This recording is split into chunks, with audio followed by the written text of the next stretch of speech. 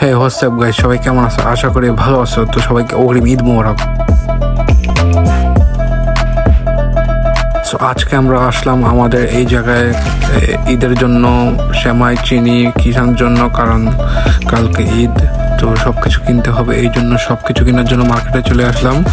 So এই দেখেন সব তো সব কিছু কেনার ডান হয়ে গেল। তো সব কিছু কেনার পর বাজার হাতে নিয়ে যাচ্ছি গাড়ির উদ্দেশ্যে, কারণ গাড়িতে বসেই অনেক ওয়েটিং, কারণ জ্যাম, অনেক ট্রাফিক, চাঁদ রাত, তো এই জন্য অনেক ট্রাফিক। আর আশেপাশের দোকানগুলো দেখেন, জামা কাপড়ের, স্বর্ণের দোকান, সব জায়গায় মানুষ নাই, কারণ সব মানুষ বাজারের দিকে ঘুরতেছে।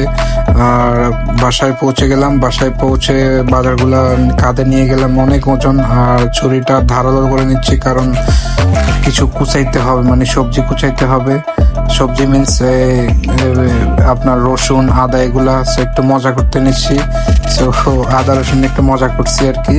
সো মজা করার পর এখন দেখেন আমাদের মাংস, মাশাআল্লাহ, মাংসের যে অবস্থা, মাশাআল্লাহ, তাজা মাংস একবারে। 3 জনের জন্য 3 কেজি মাংস।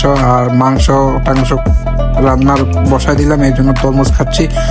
তরমুজ শরীরটা, পেটটা ঠান্ডা করতেছি।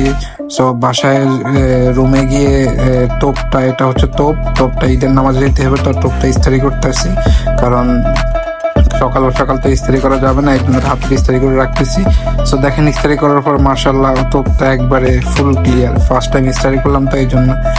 সো তো নামাজের ওযু করে নিলাম, কারণ এশার নামাজ পড়তে হবে, নামাজটা জরুরি। সো নামাজ পড়া শেষ, সবকিছু ডান। এখন যাব মাংস দেখতে। তো দেখি মাংসের কি অবস্থা। মাংসের কালার মাশাআল্লাহ, মাংসের কালার ওয়াও, তাজা মাংস একবারে। দেখেন এক পাতিলা মাংস কতটুক হয়ে গেল, 3 কেজি মাংস 3 জনের জন্য। মাশাআল্লাহ।